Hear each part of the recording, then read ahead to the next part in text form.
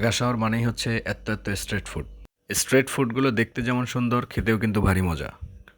রাত ৮টা নাগাদ আমরা জগন্নাথ বিশ্ববিদ্যালয়ের সামনে এই যে স্ট্রিট ফুড যে নামের ভাজা পিঠা সেটা আমরা খাচ্ছি। বেশ মজা কিন্তু আসলে ২-৩ পদের ভর্তা, আরও বেশি ভর্তা ছিল ভিতরে।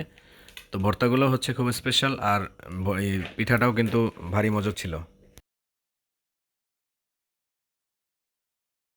আসসালামু আলাইকুম এভরিওয়ান। আজকেও কিন্তু ঘুরতে ঘুরতে আমরা চলে আসছি জগন্নাথ বিশ্ববিদ্যালয়ের সামনে।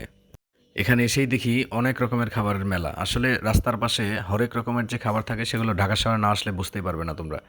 ঢাকা শহরে অল্লি-গল্লি প্রত্যেকটা অলিগলিতে প্রচুর পরিমাণে স্ট্রিট ফুড পাওয়া যায়।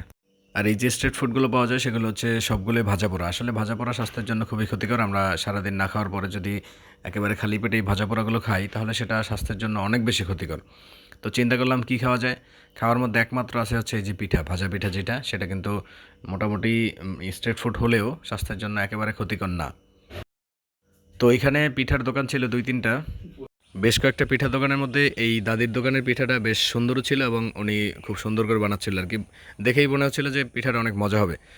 তো আমরা সিদ্ধান্ত নিলাম যে অন্যান্য দোকানগুলো বাদ এই দোকান থেকে আমাদের পিঠা খেতে হবে। আর পিঠার কালারটা দেখো, জাস্ট ওয়াও, অসম্ভব সুন্দর এই পিঠা। আমরা যদি না খেয়ে যাই আজকে তাহলে সেটা বড়সড় একটা মিস হয়ে যাবে। তো বড়সড় এই মিসটা করবো না বলেই আমরা রাত ৮টা নাগাদ সেখানে পিঠার দোকানে বসে পড়েছি। আমাদের বাসায় ফিরতে হবে সে চিন্তাও আছে, কিন্তু তারপরে আমরা ভাবলাম যে এখান যে পিঠা খেয়ে যাই, আসলে প্রত্যেক দিন তো হয় না। তো আজকে যদি পিঠা না খেয়ে যাই তাহলে সেটা মোটেই বাঞ্ছনীয় নয়। এদিকে মাদ্রাসার পরীক্ষা শেষ হয়েছে, মোটামুটি একটু খুশি। তো সেই সুবাদে আমরা পিঠার পার্টিটা করেই ফেললাম এখানে।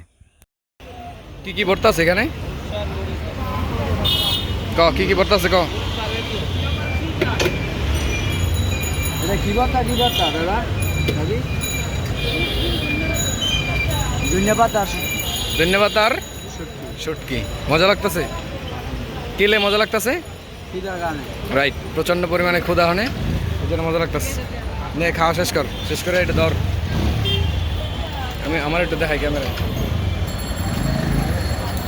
যায়। পিঠা তো সুন্দর হইতেছে মাশাআল্লাহ।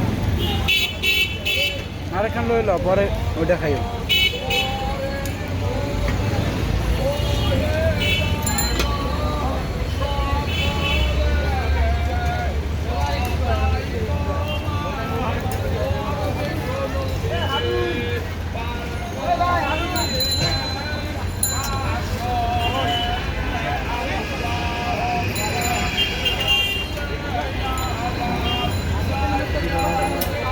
চলেও কেমন জানি ভালো চলে।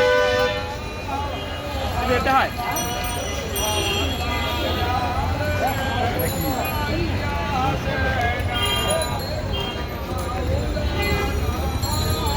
ডিম পিঠা তো কত করে দাদি? ডিম পিঠা কত?